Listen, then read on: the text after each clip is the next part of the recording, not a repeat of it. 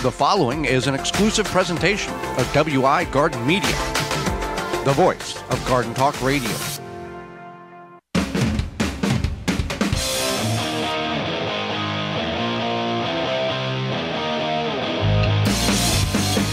Coming up on the program today, we're going to go over fall planting, tomato maintenance. Our guest is author Amy Pennington, and we'll answer your garden questions. The hour is full, and it starts right now.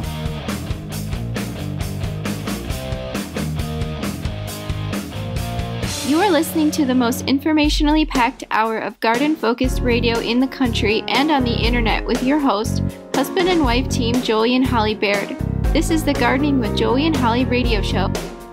And welcome to the Gardening with Joey and Holly radio show. Thank you for being with us today. I am your host, Joey Baird. Beside me is my wife, co-host, best friend, and gardening partner, Holly Baird. This program is for you, about you, to help your garden grow better, to maintain your landscape, grow healthier trees, make your grass look greener, as well as preserving what you grow. Happy that you're taking time out of your day, whether you're listening to us on one of the 18 AM and FM frequencies, broadcasting our program here in 2022, through a radio app, through our parent website, which is thewisconsinvegetablegardener.com, or podcast replay or in-studio video replay, however you're doing it. Thank you. If you want to be part of the program, you can do that. Really two simple avenues. One, you can send us an email to gardentalkradio@gmail.com. That's gardentalkradio@gmail.com. Or if you'd like to talk to us, you can give us a call on the Proclamation Hotline, brought to you by Proclamation Goods. That number, 1-800-927-SHOW. 1-800-927-7469. Proclamation Goods creates cookware for the eco-conscious home chef. Their pans are non-toxic, have a lifetime warranty, and are made in Wisconsin. Their award-winning stainless steel Proclamation Duo set is a 12-inch skillet and a stock pot that doubles as a wok. Best of all, the skillet and stock pot hinge together to form a Dutch oven. It's two pans with the versatility of 10, empowering you to cook more with less. If you care about your health and strive for a more sustainable lifestyle, then Proclamation... And who doesn't? Right. And Proclamation Goods is for you. Supply is limited, so order is now proclamationgoods.com. Well, we are in the beginnings of calendar summer, and you may be thinking, well, we got to get the stuff growing in our garden now. Why would we be worrying about fall? Well, as gardeners, we worry about 2 years fall planting from now, but we want to utilize the best amount of real estate as we can for what we can grow. As we see food prices continue to go higher and other suspicious activities in the food world, we need to try to grow as much as we can, Holly. Absolutely. And so that includes fall planting. Many people, especially I know like in zones 5 and down. 4, 3, 2. Yeah.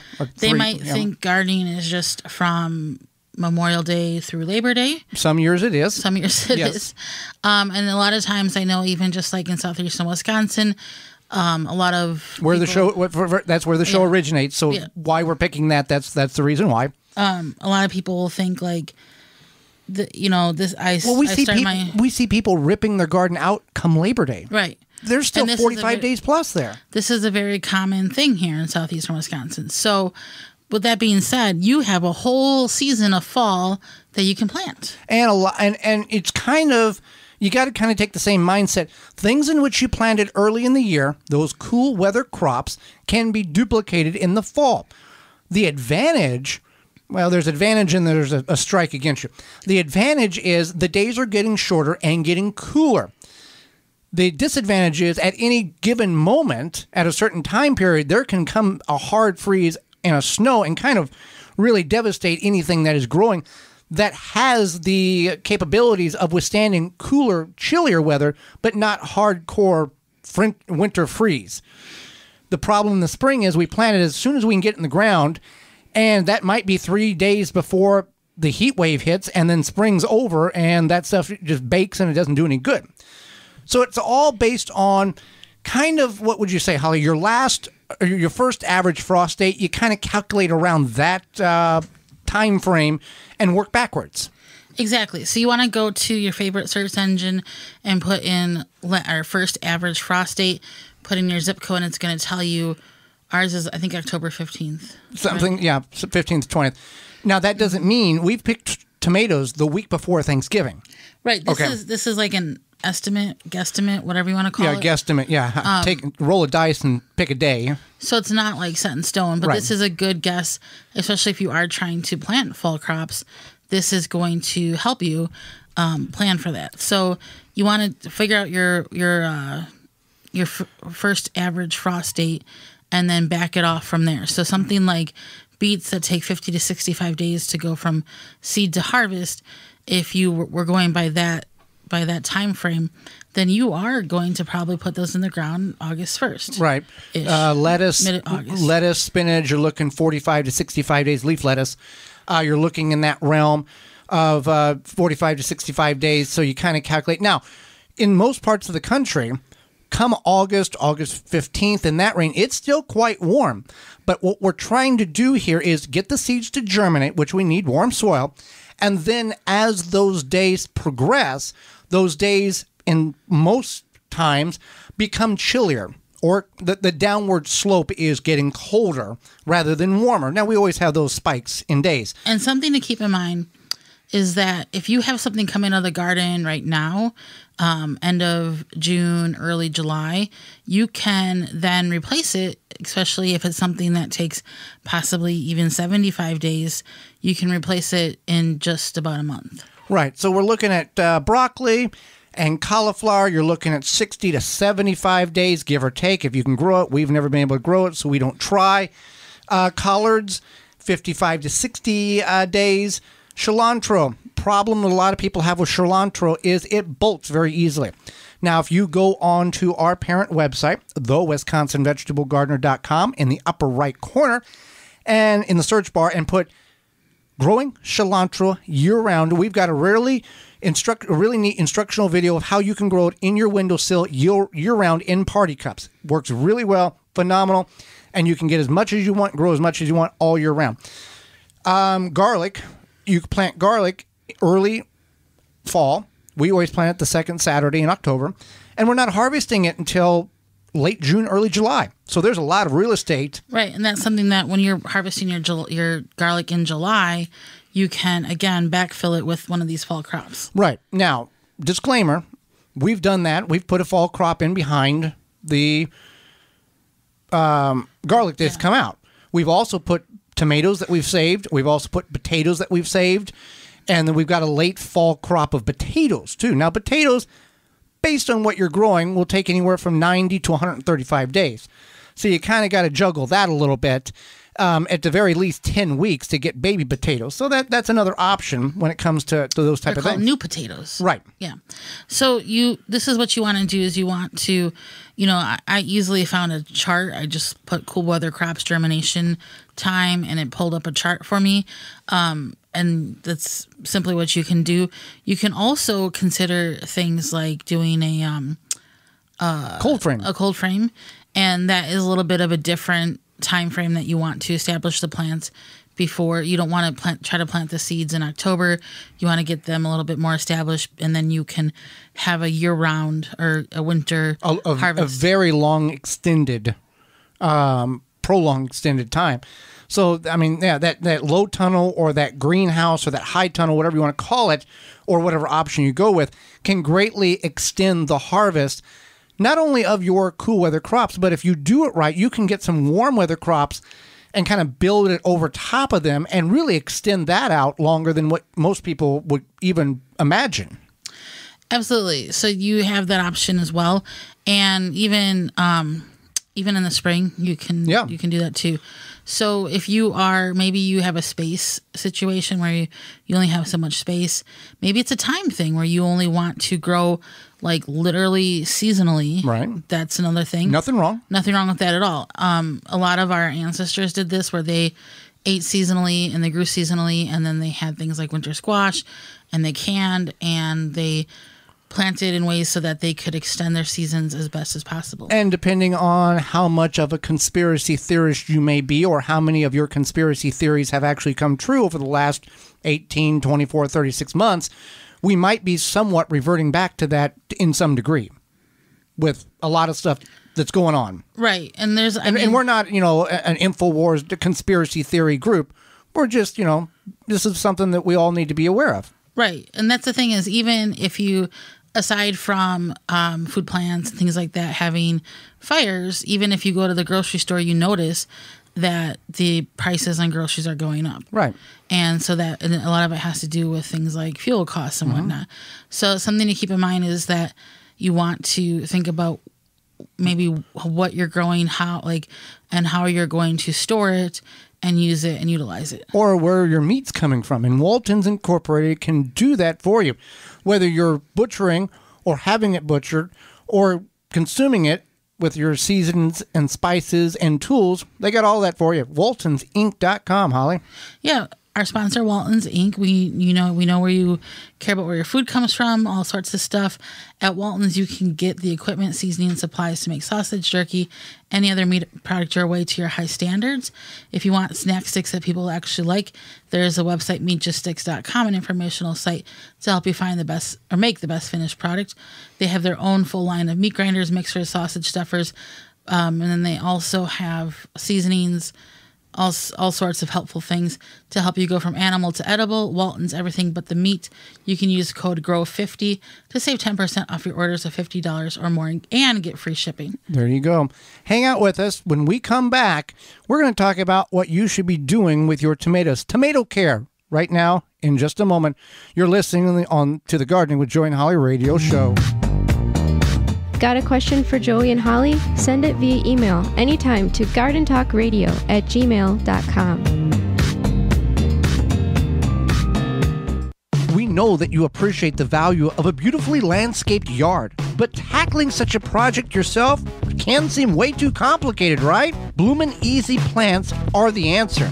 Their plants are low maintenance and offer exceptional beauty and color for your yard. Plus, they offer free seasonal care reminders with simple how-to videos tailored to the plants that you choose. With Bloomin' Easy on your side, creating the yard that you've always wanted becomes as easy as plant, water, and relax. Check them out at your local garden center or by visiting bloomineasyplants.com. Fleet Farm is your gardening headquarters. Stop in today for everything you need for an amazing lawn and garden. Find great deals and trusted brands. Check out their huge selection of lawn care, seed, fertilizer, and even pest control. Plus, you can pick up hand tools, power tools, and equipment. And lawnmowers to keep your space looking great. Get everything you need in one spot, all at your garden headquarters, Fleet Farm. Protect your plants from damage with the 3-in-1 Plant Guard and Special Blend Fertilizer. Visit ivorganics.com. Use promo code Radio10 to save 10% off your order. Dig planting holes from a comfortable standing position. Step, twist, pull, and plant. Visit ProPlugger.com. Jung Seed Company is a family-owned and operated gardening company since 1907 with the largest selection of seeds and plants online. Use code 10TG22 to receive 10% off your order at jungseed.com. That code again is 10TG22. Chip Drop is a website you can sign up for free wood chip mulch delivery right to your door for free. Chip Drop connects homeowners and gardeners with tree services who are trying to get rid of their wood chips. You can also sign up to get free logs and firewood. Go to chipdrop.com to learn more and sign up for a free account. It's a struggle to find fruit that isn't a disappointment or a waste of money, especially peaches at the grocery store. You bring them home, they turn mealy and gross. Well, Tree Ripe Fruit Company has the answer. They deliver fruit straight from the farm, obsessed with quality, so you can actually experience the joy of a great tasting fruit. Love Georgia peaches? Tree Ripe delivers the best peaches you'll ever eat directly from the farm within days of being picked. Peach season starts June 15th and goes through August 4th. In July, they also deliver Michigan blueberries. You can find them at over 400 Peach Stops events throughout the Midwest or have fruit delivered directly to your home. All the event details and ordering information can be found at their website, tree-ripe.com. An extra bonus for you listeners, get 10% off your first purchase when you order online only, tree-ripe.com, by using coupon code HOLLY10, HOLLY10. Pomona's Universal Pectin is a high-quality pectin that gels reliably with low amounts of any sweetener. If you're trying to reduce the amount of sugar in your diet, you'll love Pomona's Universal Pectin. Now you can make healthy homemade jams and jellies sweetened to your taste. You can use sugar or honey to sweeten. Pomona's Universal Pectin keeps indefinitely when stored in an airtight container. Easy to use, versatile, and comes with directions and recipes in every box. Find out more and where to buy at PomonaPectin.com. Also available at natural food stores and online. Make watering easy. DripWorks provides quality drip irrigation supplies and equipment to gardeners just like you for all your growing needs across the U.S. and Canada. Purchase online at dripworks.com. Thanks for listening to the Gardening with Joy and Holly radio show. As you've heard through the program, many companies offering coupon codes to help you save on great products. If you've missed any of those coupon codes, you can go to our parent website, the WisconsinVegetableGardener.com, and click on the Money tab at the top of the page, and they're all listed for you. The Gardening with Joy and Holly radio show is brought to you by the following: Pro Plugger, Chip Drop, Bellbuster, Johnny Appleseed, Ivy Organic, Milkweed Balm, Walton's Incorporated, Bloomin' Easy Plants, Jung Seeds. Find all sponsors at the WisconsinVegetableGardener.com and thank them for their support.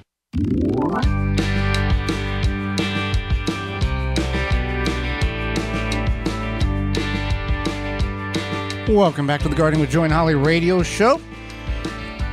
With this hot weather that many of us have been experiencing, tree diaper, that's going to be the answer for you and your plants to keep you both sane.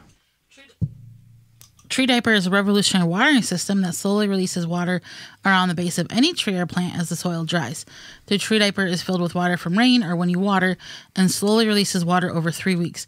No more overwatering or underwatering with the tree diaper. Every time it rains, tree diaper recharges. No pipes, hoses, or electricity needed. Water your plants and trees, whether they're down by the house, down the road, or in the back 40. Also works under mulch. Whether you're a first-time gardener or advanced, tree diaper will improve the way you water your plants. Made in the USA, you can find out all the sizes they have available at treediaper.com. That's treediaper.com. Insane plants. That could be dangerous. So let's talk about tomato care, Holly. Most of us, a lot of us, based on where you're listening, you may have tomatoes already blossoming and producing, and you're harvesting them. Others may have just simply recently put them in the ground. But we're going to tell about what you should be doing so we all can get on the same page so we can have beautiful, luscious, tasty tomatoes in a couple of weeks, maybe a month and a half.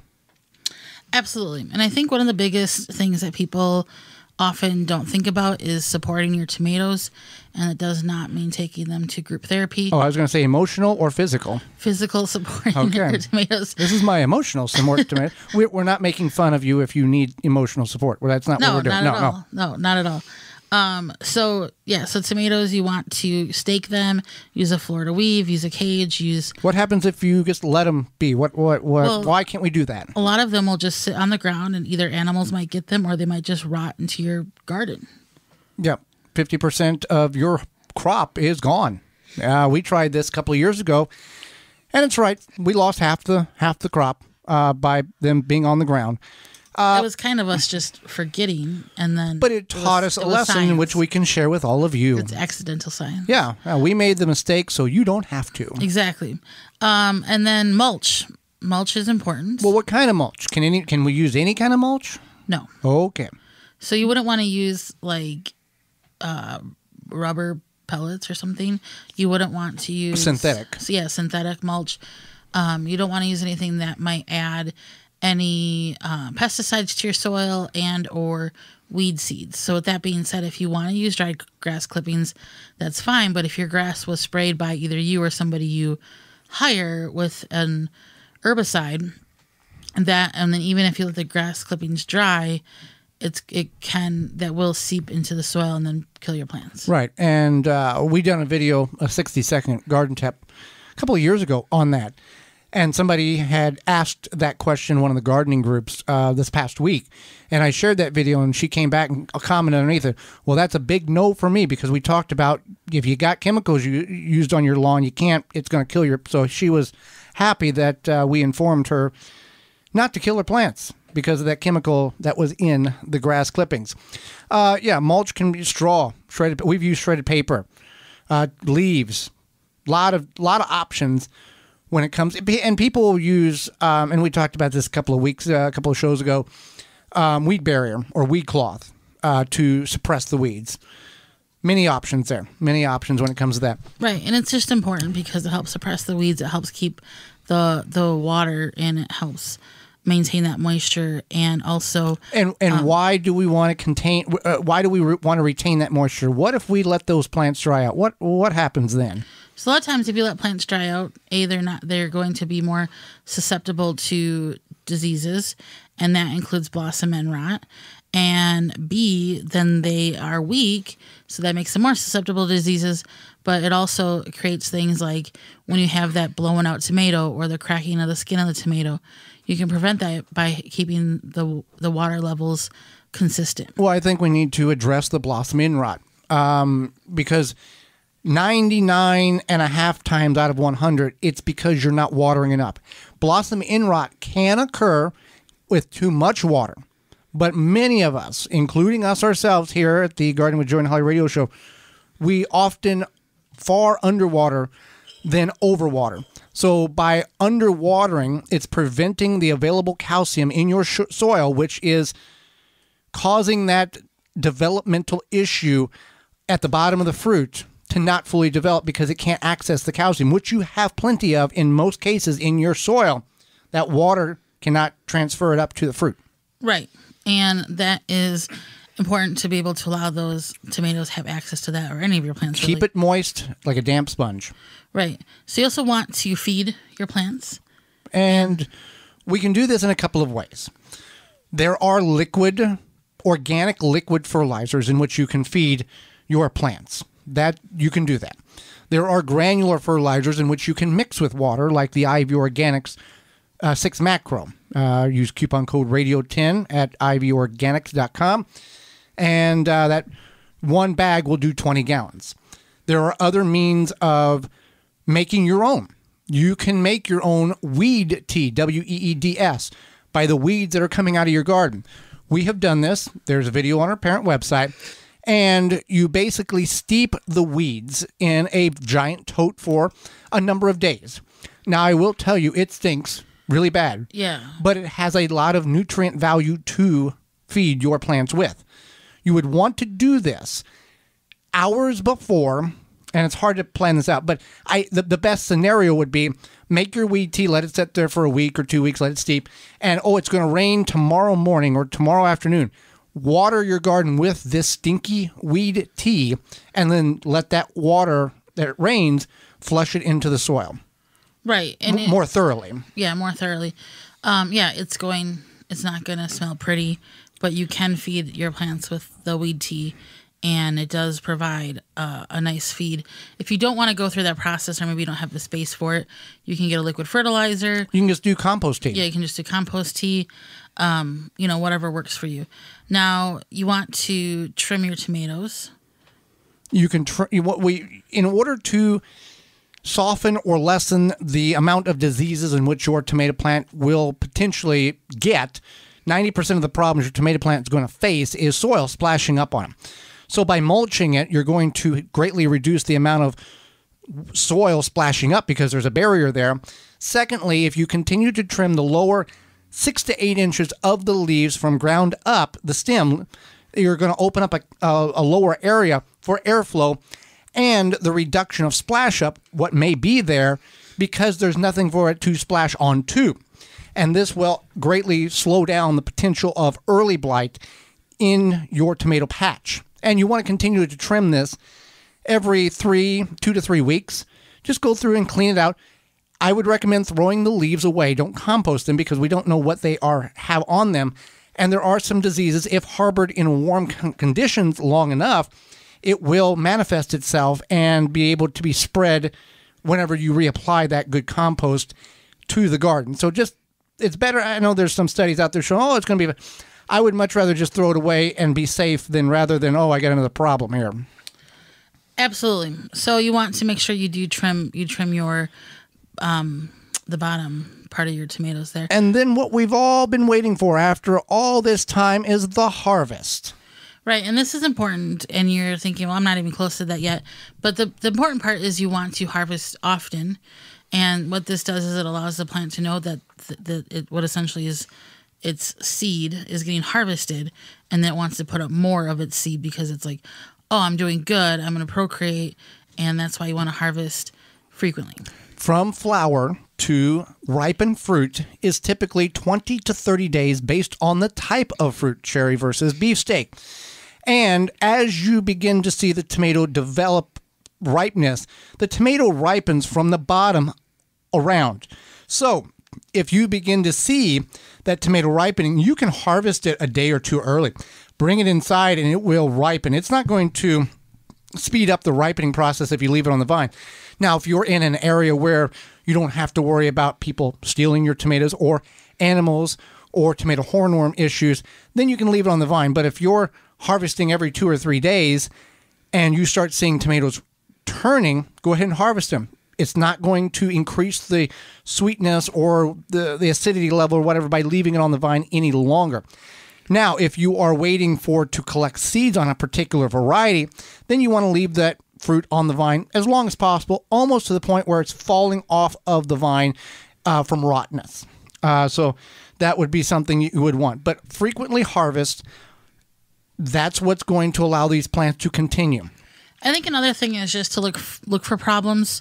So if you go outside and look at your tomatoes and you see that one looks droopy and weird and you're not sure why, look under the leaves, look on the stem.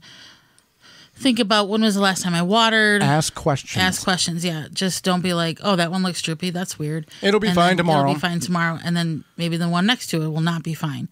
So you want to consider that. And sometimes there's stuff like late blight that occur. And by the time late blight usually occurs, you're pretty much done gardening for the season anyway. So that's important too, is think about, you want to consider your tomatoes and their care throughout the entire season. I mean, we could do 4 shows on all the problems your tomato plants could have. Okay, that's not an exaggeration. You could spend an hour on each problem. So there's a lot of things that are out there that we don't have the time available to share, but we give you the starting point, and then you can always ask us questions at gardentalkradio@gmail.com or call us at 1-800-927-SHOW. And if you do send an email, try to attach some photographs. Makes everybody's identification of that particular problem and the solution a whole lot simpler. Well, speaking of problems, summer is in full swing, Holly. And we're not looking back. And when summer comes, and this used to not be a problem where we're stationed out of, but now, that was 10 years ago, but now it is. The Japanese beetles are here, and they're in your garden, and they're wreaking havoc on anything that is green and growing. Absolutely. So if you're looking to successfully control beetles without damaging the environment, look no further than Beetle Gone from Phylum Bioproducts. It's derived from a naturally occurring soil bacteria. Beetle Gone is the only organic solution that successfully controls beetle invaders. Just mix the powder with water and spray on your plants. Once ingested, the targeted pests will stop feeding and die. And since it's the only organic BT product that you know, is a great choice to use on your fruits and veggies in addition to your ornamental flowers and trees. Not only does Beetle Gone work, but my friends, the best part about this is it's safe to use around beneficial insects such as ladybugs, bees, and butterflies with no harmful issues with water toxicity. That's Beetle Gone from PhylumBioproducts.com. Find out more at BeetleGone.com and use coupon code GardenTalk10 at checkout to save 10% on your order. That's BeetleGone.com. Well, when we come back, author Amy Pennington will be with us. You're listening to the Gardening with Joey and Holly radio show. Have a garden question? Give Joey and Holly a call now or anytime 24/7. Just dial 1-800-927-SHOW. If you can't get through, leave a message and they will call you back. Call now, 1-800-927-SHOW. Deer Defeat is an all-natural repellent to keep deer, rabbits, and groundhogs away from your precious plants. Deer Defeat protects your plants day and night, dries clear, and odorless. It will not clog your sprayer. Deer Defeat works for 30 days through rain, snow, and freeze. Safe, effective, and works on rabbits. Money-back guarantee. To purchase, go to DeerDefeat.com and use code RADIO to save 10% on your order. Deer Defeat. It can't be beat. Brought to you by Blue Ribbon Organics, providing locally made organic compost and soil blends for gardens, farms, landscaping, and more. Visit BlueRibbonOrganics.com or call 262-497-8539 to find their products nearest you. This week's garden tip is sponsored by the amazing Dr. Zymes. Eliminate and prevent garden pests with their 100% all-natural, all-in-one insecticide and fungicide. Experience powerful natural protection from insects, fungus, mold, and mildew. Try a free sample. Visit drzymes.com/garden talk. Spider mites are a very common pest on outdoor plants. They suck the juice from the plant, causing the plant to look dull and unhealthy. Mites also cause plants to lose vigor, so they may not be able to overcome severe infections, and then the plant will die. Dr. Zymes eliminates mites, thrifts, aphids, and fungal gnats. Dr. Zymes is OMRI listed, safe up to the time of harvest, and doesn't leave a residue. It's also safe for you and your plants. That helpful garden tip was sponsored by the amazing Dr. Zymes. Eliminate and prevent garden pests with their 100% all-natural, all-in-one insecticide and fungicide. Experience powerful natural protection from insects, fungus, mold, and mildew. Try a free sample. Visit drzymes.com/garden talk. Are you tired of mixing and matching soil amendments to give your garden what it needs to flourish? Try Climate Guard, the nutritionally complete all-in-one organic fertilizer made with ethically derived NPK, beneficial bacteria, crop-boosting fungi, humic acid, and silica. Climate Guard uses cutting-edge microbiology and ethically derived plant nutrition to produce the same results as conventional fertilizers without the negative environmental impacts. Each Climate Guard pellet is infused with a high-performance blend of living organisms that will continue building a rich ecosystem in your soil long after application. Available in 7.5 and 15-pound bags, Climate Guard is delivered directly to your door and available for order at shopjohnnyAppleseed.com. That's shopjohnnyAppleseed.com. Are you bugged by bugs? You need naturally green products, No More Bugs. Environmentally friendly, made in the USA. No More Bugs is a cedar blend that repels and eliminates mosquitoes, ticks, fleas, roaches, and ants, and more. No Bugs is safe for you, your pets, and plants. Visit natgreenproducts.com. You can enter promo code GREENTHUMB10 for 10% off your purchase of any size of No More Bugs. Spring is around the corner, folks, and Algae Men reminds you that this year, when it's time for spring cleaning, don't forget about the outside of your house. Algae Men is southeastern Wisconsin's go-to for exterior cleaning, including roofs, siding, decks, and concrete. So if you spot ugly black stains or green splotchy stuff on your home, let Algae Men get rid of it for you. We can restore the area back to its original look, not only in a timely manner, but also at an affordable cost. For a free estimate, visit us today at algaemen.com. Algae Men, we clean areas that you don't want to. Thanks for listening to the Gardening with Joe and Holly radio show. As you've heard through the program, many companies offering coupon codes to help you save on great products. If you've missed any of those coupon codes, you can go to our parent website, the WisconsinVegetableGardener.com, and click on the Money tab at the top of the page, and they're all listed for you. The Gardening with Joe and Holly radio show is brought to you by the following: Rootmaker, Dripworks, Pomona Universal Pectin, Phylum Bioproducts, Tree Diaper, Chapin Manufacturing Incorporated, Deer Defeat, Water Hoop. Find all sponsors at the WisconsinVegetableGardener.com and thank them for their support. Welcome back to the Gardening with Joe and Holly radio show. Amy Pennington moments away, but first, a message from our good friends at Simple Grow. Are you worried about your plant growth? Provide your plants with what they need to grow to their potential. Simple Grow offers 100% organic worm castings at simplegrow.com. Unlike other worm casting products, when you order from Simple Grow, you're getting 100% worm castings, not filler plus castings. Promote ideal soil structure and aeration with Simple Grow's all-natural and odor-free worm castings. There's only one ingredient, worm castings. No chemicals or additives will seep into your food, and it doesn't smell like other fertilizers. For indoor and outdoor use, you can order by the bag, bundle, ton, or truckload. Check out what Simple Grow 100% worm castings can do for your plants and order today at simplegrow.com. Well, Holly, let's go to the Proclamation Hotline, brought to you by Proclamation Goods, and bring in our guest for this week. Amy Pennington is a Seattle urban farmer who is passionate about all things green. She's also a writer, author, and food as medicine advocate. Her newest book is called Tiny Space Gardening. Welcome to the program, Amy. Thanks for having me. Well, I want to start out with a question about your book, Tiny Space Gardening.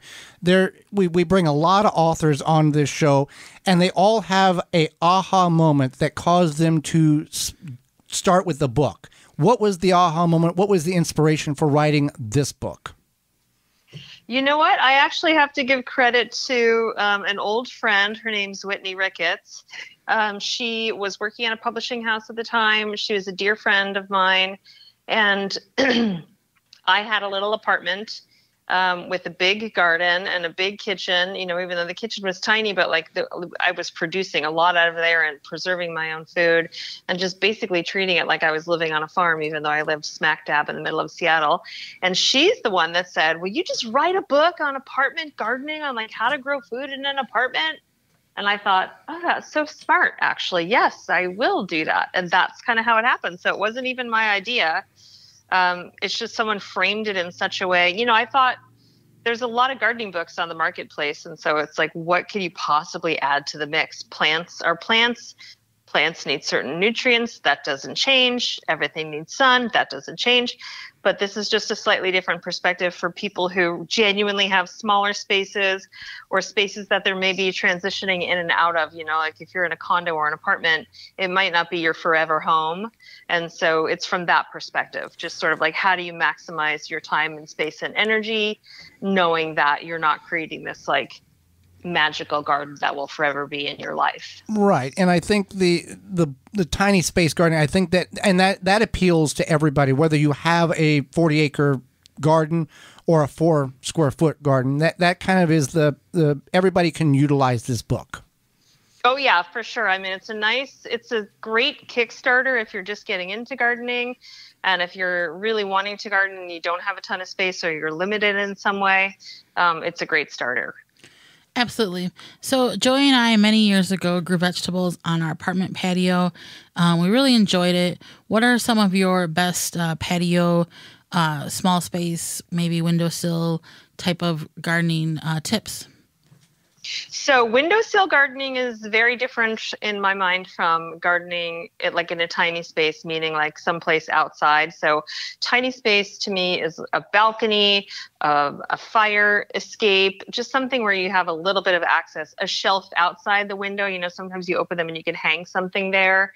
And that is basically where your space is just incredibly restricted. And so you're really going to look at plants where you can have bang for your buck. Whereas a windowsill that's a whole nother ball of wax. Like trying to grow something inside is a little bit different. And so we do talk about that in the book as well, how to do that if you don't actually have access to outdoor space. So yeah, that's kind of the distinction between the two. Now, in the process of creating and writing this book, first of all, what is something unique in the book that our listeners would enjoy? And second part of the question is, what is something that you learned while doing this book project and publishing a book? Well, I think for anyone who reads the book or picks up the book and listeners, even if you have a small space, you can actually grow fruit trees. And so I think a lot of times we tend to think small lettuces and herbs, which are great, but you can actually, they're conditioning trees and fruit trees now where you can really have a dwarf variety. So you can grow like a conical apple tree, and that it literally, not conical, columnar. It's a columnar apple tree, and it grows up in a column, pretty much straight. And then the branches are, 3 to 4 inches off that main stem, and there's an apple on each branch. So that's pretty awesome. I think that's really fun. It feels really special and magical when you can grow apples in a really small space like that. I also personally really love growing and eating flowers and herbs. That to me is really what makes a big difference in your day-to-day cuisine. Like you can freshen up any dish if you have a little bit of fresh herb, and then when those herbs flower, the flavor is really potent. They're awesome. So I think that's the most surprising part. What surprised me? That's a good question. What did surprise me? Well, I don't know. We can come back to that, and while you ponder that, Yeah. So Oh, we're talking with Amy Pennington, Seattle urban farmer and author-writer. So what is the biggest misconception about small space gardening? Is it kind of what you spoke about, that people think, oh, only herbs and lettuces, and that's all I can grow because I've only got so tiny of a space? Yeah, I think that's it. I think people just don't really think about how much they can actually grow in a small space. I think people are confused about what plants to put in a small space. You know, like there are plants that you won't get a lot out of versus plants that you will. So I think that that's the biggest misconception. Exactly. It's like that you're not going to be able to produce very much.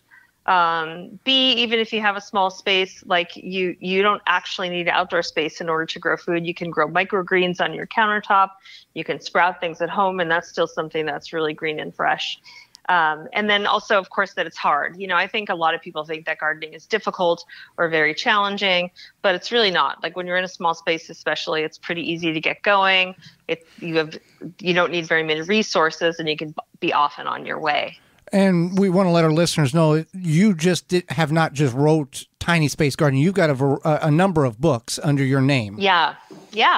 A lot of cookbooks, and this was my first gardening book, or this is my second gardening book. But most of the other books are about cooking and all about seasonal whole foods cooking. And I think we've gotten away away from that as a society, that seasonal cooking and eating, because we can go to the grocery store and get anything we want any time of the year we want. Yep. And we don't even think anything of it.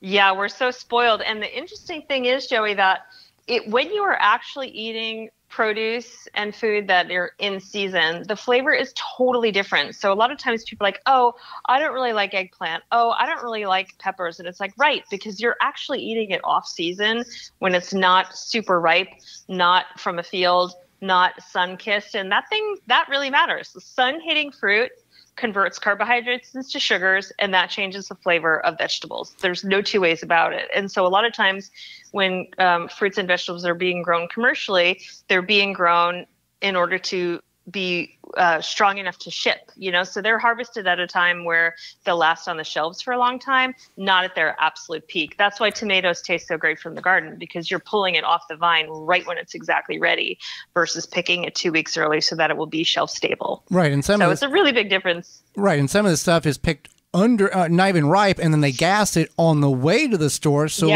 it magically gets ripened on the shelf. So what is an urban farmer? You refer to yourself as an urban farmer. And how does that different from maybe a backyard gardener? An urban farmer is someone who lives in an urban environment and has to contend with all of the factors that introduces into the gardens. For instance, in an urban environment, you're often surrounded by taller buildings. You might have a tall building in front of you blocking sun at certain times of day, like the sun might be on your garden in the morning, tuck behind a building at the midday, and then come around the other side of the building in the afternoon.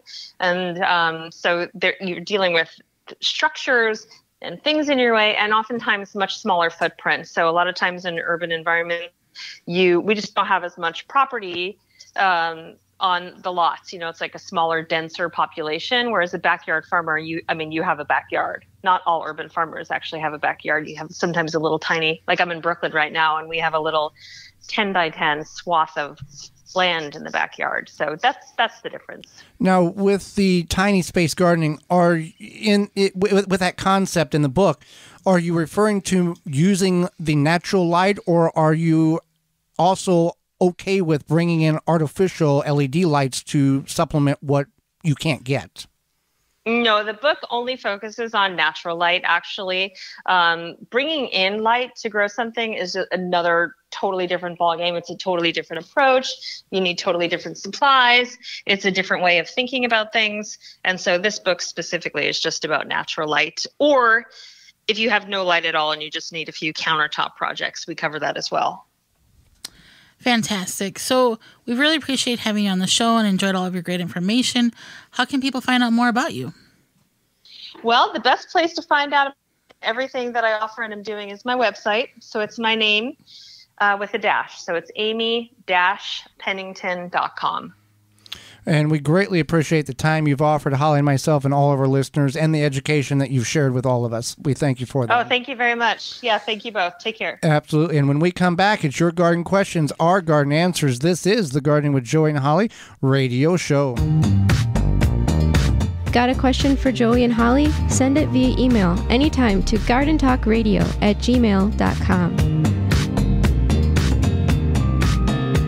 Japanese beetles show up in summer for a feeding frenzy in your garden, and they are the worst party guest, feeding on leaves, then laying eggs in your lawn for next year. Japanese beetles can decimate your plants and trees. Protect your plants with Japanese beetle traps from Rescue. New this year, Rescue has refill lures to use the same trap again the next year. Made in the USA by the makers of the popular Rescue Fly and Yellow Jacket traps. Learn more at rescue.com. That's RESCUE.com. 90% of the world's flowering plants require pollination to reproduce. Without pollinators, we humans would not survive.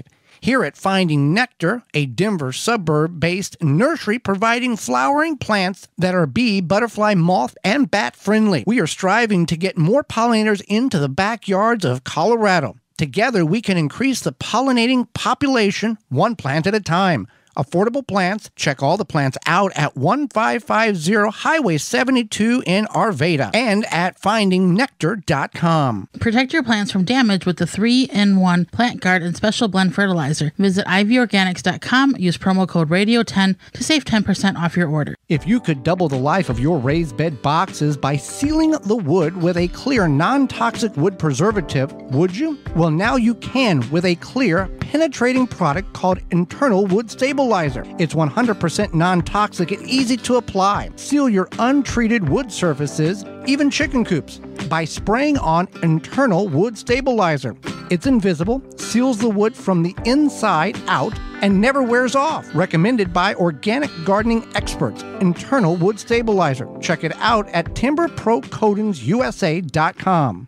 Dig planting holes from a comfortable standing position.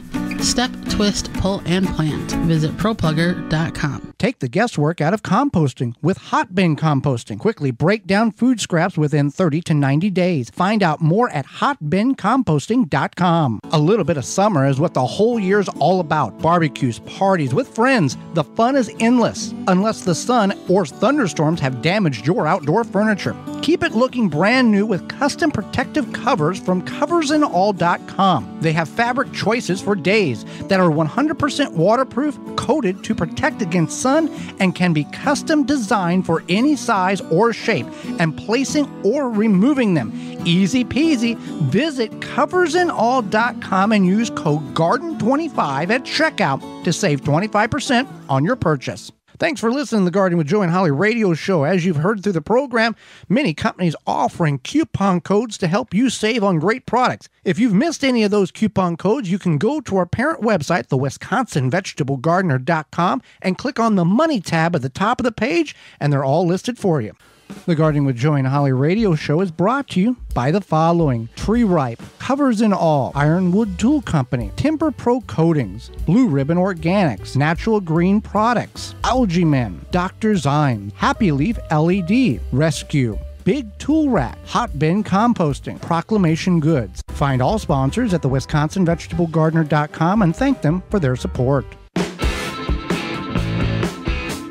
Welcome back to the Gardening with Joey and Holly radio show. Thank you for being with us today and keeping us company on the radio. Time for your questions, our answers. If you've got a question, you can very simply send it over to gardentalkradio@gmail.com. That is gardentalkradio@gmail.com. Or if you are the talkity type, you can give us a call toll-free, coast to coast. That number for the Proclamation Hotline, brought to you by Proclamation Goods, is 1-800-927-SHOW. 1-800-927-7469. The talkity type. Proclamation Goods creates cookware for the eco-conscious home chef. Their pans are non-toxic, have a lifetime warranty, and are made in Wisconsin. Their award-winning stainless steel Proclamation Duo cookware set is a 12-inch skillet and a stock pot that doubles as a wok. Best of all, the skillet and stock pot hinge together to form a Dutch oven. It's 2 pans with a versatility of 10, empowering you to cook more with less. If you care about your health and strive for a more sustainable lifestyle, And who doesn't? then Proclamation Goods is for you. Supply is limited, so order is now at proclamationgoods.com. All right, Holly, let's go to the Proclamation Hotline brought to you by Proclamation Goods. And Elaine called in, listening to us on Joy, 1340 AM and 98.7 FM in Milwaukee, Wisconsin. She's got a question, and we are going to help her. Hi, my name is Elaine. I live in Greenfield, Wisconsin. Could you please tell me about gnats, what you can do for them in your house plant? Thank you. All right, we got gnats in our houseplants, Holly, a common issue for many growers of just houseplants. How do we deal with these gnats that are a nuisance? You can take a simple solution of water and apple cider vinegar. You would want to do like half water, half apple cider vinegar, and then a couple drops of dish soap. And you just shake that up and you spray it on the soil. And that will help eliminate, a lot of the gnats. And then also if you take some of that and put it in a shallow dish, the gnats will make it their little gnat hot tub and find their demise. Now, you don't want to spray this on the leaves themselves, because that vinegar, though it is a low acidity, it can, based on the type of plant in which you're trying to rid the gnats of, can damage it. There's also in the hydroponic world and aquaponic world that they will put. There's manufacturers who make shredded glass or glass chunks and will put on top of the soil in order to prevent gnats from forming out. It's in the indoor growing world, not necessarily hydroponic, aquaponic world, but that is a thing. Also, you could put a layer of sand that will prevent the soil gnats from going in the soil and mating and laying eggs. So there's a couple of different ways to go about doing it. Sand, the only disadvantage to the sand would be when you water, you could displace the sand and then you have to put more sand. It could be a pretty big mess. I would start out with as you spoke about, the gnat hot tub and spraying around. So that would be how we would start with that. All right, Holly. So we have another question. Yes. And this one is sponsored by Fleet Farm. Yep, sponsored by Fleet Farm and fleetfarm.com. That is correct, Holly. So hello, I'm in Zone 4 in central Wisconsin. Is it too late for me to plant bush beans? Thank you, and I enjoy your show. Well, thank you for listening. All right. Well, bush beans take 40 to 60 days. And that's when they will start producing their beans. And we learned a couple of years ago that if you continue to harvest, which we knew that, but we didn't know the second part, and continue to keep them moist and happy, they will produce all the way up to frost. We've had that in 2 years now running. So no, it is not too late to plant bush beans. You can put them in the ground now, especially you're in zone 4B. So you've got 60, what do you got? A couple of months plus some in order to get those beans up, producing, and get several rounds of harvest off of them. So yes, go ahead and plant them in. Now, the other thing is, since we're talking about beans, pole beans will do the same as bush beans, grow until frost. They will grow vertically. They've got little tendrils and they'll grow on, grab whatever. But those take 70 to 80 days to reach maturity. So but they take up a lot less space. So if you're in an area right now where you have that time frame but limited space, pole beans is where you want to go. But bush beans, if you don't have the time but you do have the space, go ahead and throw those bush beans in. And even if you get one harvest off a patch of beans, you've increased. It's worth the effort. All right, Holly. Here's another one. Yeah. On the Ivy Organics 3-in-1 plant guard, I want to put on my fruit trees. What is the ingredients? Well, first of all, the 3-in-1 plant guard is from ivyorganics.com. Coupon code is radio10 at checkout to get 10% off your order. And the 3-in-1 plant guard is a paint, essentially, to protect the bark of fruit trees or ornamental trees from sun scald and from rodents chewing on it. So what are the ingredients here? There's 7 ingredients, Holly. Sure, it is. There's 7 natural oils: cinnamon, clove, garlic, castor, spearmint, rosemary, and peppermint. And then it has a whitewash, and it's an oil-free option. And the primary function of protecting your prized plants from damage summer, sunburn, winter sun scald. And you can use code RADIO10 to save 10% off your order at ivorganics.com. All right, Holly, here's a watermelon question. I'm looking to grow watermelon. I have failed many times over the years. Usually, it just ends up as a small, unripened melon. This person's in zone 4 too. Is it too late for this season? What is the best method or variety of getting a nice watermelon before the winter frost or the fall frost comes in my garden bed, traditional garden? Thank you. Yeah, that was zone 4B, actually. Right. But a large watermelon in zone 4 or 5, like where we are, it's near impossible. But several years ago, we were able to grow a watermelon. It was the cream of Saskatchewan watermelon, and we grew it in a straw bale. Saskatchewan watermelons are a white flesh round watermelon, and usually they're about 5 to 10 pounds. They have a brittle pale green rind with green stripes, and the flesh was very sweet. Yeah, ours got the size a little larger than a softball, but we were able to grow, a watermelon using the straw bale garden method, and is a phenomenal method that many people should explore if you have problems growing items such as watermelons. Again, like we said, Holly, if you're, let's say, probably north of Peoria, Illinois, across both ways, central Illinois and across and north, the chances of you growing any size good watermelon is very limited unless you've got the correct conditions and the correct everything to make that happen. Okay. So we just had a question come in from Jason in Pennsylvania, and he planted hardneck garlic. This is his first time growing garlic. He planted it last fall. He wants to know when it's going to be ready to harvest. He pulled some out. He pulled one out, and he saw that the bulbs were still pretty small. All right. Well, you need to, prior to harvesting your garlic, you need to cut the scapes. Being a hardneck garlic, you're going to have an upward growth come out the center stalk that will curl. That's your scape. You want to cut it right as it comes out of the plant. And then 3 to 5 days following that, you will begin to see the lower 2 sets of leaves die off, ground up, and then you can harvest it. Some people will say, just leave it until the whole plant dies. That is not a good method of harvesting, because that bulb, if gets too moist and left in the ground too long, it can start molding and rotting. So it's just like potatoes. If you leave them in the ground too long, they'll do the same thing. So that's what you want to cut the scape, wait 3 to 5 weeks, lower leaves begin to dry up, then you can harvest them, and leaving the stalk in and hanging them. There's many different videos and instructional videos online on how to do that. But the other caveat to this whole large bulb garlic thing is if you planted large cloves last year. If you planted tiny cloves of garlic last year expecting to have massive state fair winning garlic bulbs, it's not going to happen. The larger the clove in which you planted gives you the best opportunity to have a large bulb when you harvest it.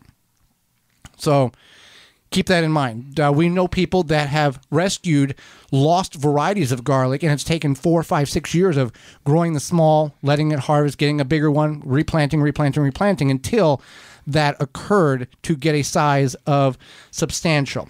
Absolutely. Now we got a question about tomatoes, Holly. Tomato curl. I have tomatoes that are dropping lower leaves. What can I do? I plan to move them to a larger pot. The other flats have some issues too, but these ones do not. All right. Well, we've had this problem before, and there's a couple of factors that weigh into this. One being temperature. If it's too cool, the second can be the lower leaves are not getting enough light because the upper canopy has such a thick growth on it. Overwatering can also cause the lower leaves to fall off. As long as the upper leaves and the majority of the plant, and we're talking if the plant doesn't have early blight or a disease. This is just the leaves are just kind of turning yellow and falling off. It could be early blight, could be soil splashing up, diseasing the leaves get diseased and they fall off, and the progressiveness of that will work itself all the way at the plant. If it's not that, we would just leave it be, trim the lower 6 to 8 inches like we talked about in segment 2, and just prevent that from happening anyway. Just cut the lower leaves, leaving the stem of 6 to 8 inches up the stalk to allow the air to circulate. If you do have early blight issues, again, mulch. And then you can also, before mulching, apply a handful of yellow whole grain cornmeal around the base of the plant on the soil and then water it in. And that will help reduce the early blight, which is in everybody's soil, by about 90%. And then mulch on top of that and water it in, and that will greatly reduce. The whole grain cornmeal has a beneficial bacteria in it called trichoderma, which fights the early blight, which is in everybody's soil. It's not like you're going to buy a truckload of soil, compost, have it backed in the yard, dump it, and then you're blight-free. That doesn't happen unless you get a soilless mix from a bag at a garden center. So with that being said, Holly, we are out of time, and we thank you for yours. Did you miss any portion of the program today or would like to revisit it? We can certainly do that for you. You can send us an email to gardentalkradio@gmail.com. Click on and we'll send you a link to this program. You're going to also click on the Season 6 tab at the top of our parent website, the WisconsinVegetableGardener.com, and see this show and past shows and ask questions there. Tune in next week to the program where we will be discussing summer plant diseases, as well as things you don't need to worry about that's going on in your garden.